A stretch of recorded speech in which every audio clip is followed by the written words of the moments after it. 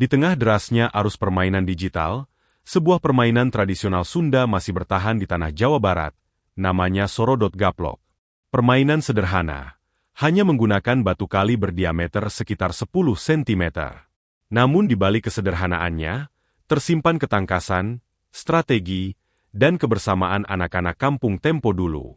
Di atas tanah, 3 garis batas digambar, garis mulai, garis tengah, dan garis sasaran. Dari sinilah permainan dimulai.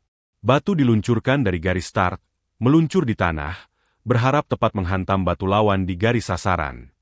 Sorodot Gaplok bukan sekadar permainan adu lempar batu.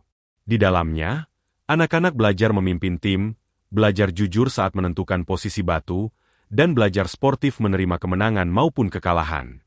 Tawa, sorak-sorai, dan semangat kebersamaan menjadi warna utama permainan ini. Di balik denting benturan batu yang sederhana, Sorodot Gaplok menyimpan nilai besar, kesabaran, kecerdikan, dan interaksi sosial yang sehat bagi generasi muda.